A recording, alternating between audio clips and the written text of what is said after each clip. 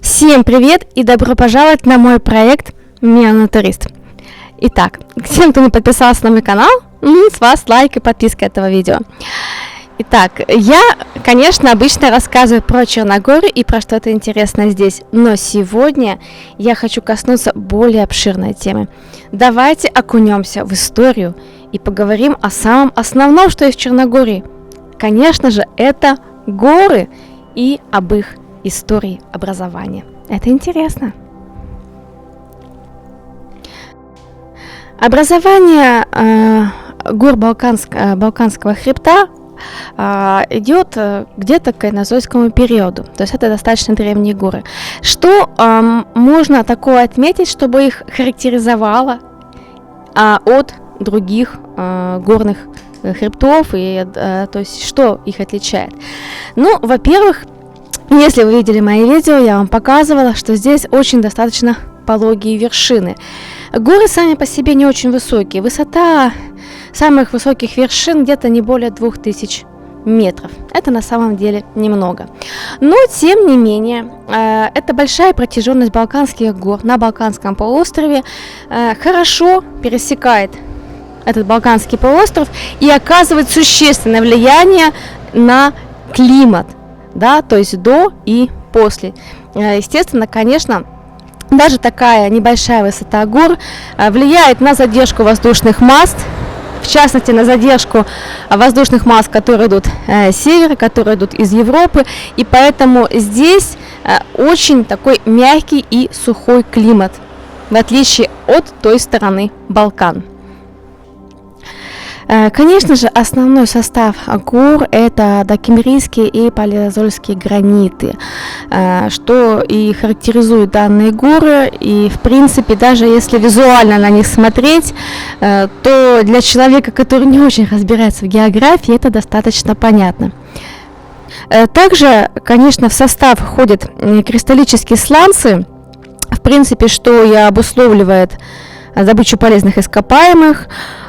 Входят в состав также мезозойские, флиш, песчаники, карсты, известняки, конгломераты. То есть это тоже, конечно, здесь все в составе присутствует. Это, так скажем, основные составы пород, поэтому дальше я углубляться не буду. Это уже очень-то много, конечно, всего интересного, но я вам сейчас назвала то, что основное есть в составе этих гор.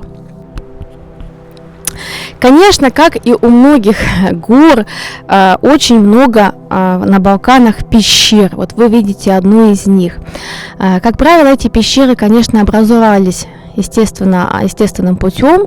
Это были потоки воды, то есть вот вы видите большую пещеру, которую горная речка себе сделала вот такой вот проход, пробила его веками, и когда идут очень большие дожди, то вот по этому руслу, оно сейчас сухое, вода стекает в Бока-Котовский залив. И, кстати, вот как идут потоки воды, очень видно по рельефу вот этого склона, и есть достаточно такие интересные выбоины, то есть вот видно, что когда вот идет вода, она себе такие красивый такой рельеф делает, и вот стекает это все водопадом в Бока-Котовский залив. То есть я, конечно, постараюсь, когда будет сезон дождей, снять вам это на видео, потому что, говорят, со стороны это очень красиво. Но снимать нужно аккуратно, потому что с другой стороны это еще, конечно, и опасно. Близко подходить нельзя. Вода – это стихия, с которой не шутят. Да вообще ни с одной стихией не шутят. Ну что ж, пойдемте дальше. И сейчас я стою, можно сказать, в устье этого потока. Вот оно отсюда улетает, вода, в Бока-Котовский залив. И еще раз повторюсь, подпишитесь на мой канал, обязательно будет сезон дождей, я постараюсь это снять, я вам покажу это видео. Конечно, кто хочет увидеть больше вообще о моей жизни в Черногории, добро пожаловать на Patreon, ссылка под описанием под видео. А сейчас я хочу еще и отметить одну важную вещь. Во-первых, это горы и это сейсмическая активность. Землетрясения, мини-землетрясения здесь это частое явление, что, конечно, влияет и на рельеф дна. А вот как это влияет, и какие интересные перепады глубины Бококоторского залива здесь есть, смотрите в моем следующем видео. С вас лайк и подписка, и до встречи, всем пока-пока. Ну и конечно же, кто хочет со мной общаться, смотреть мою жизнь на 300, добро пожаловать на мой Patreon.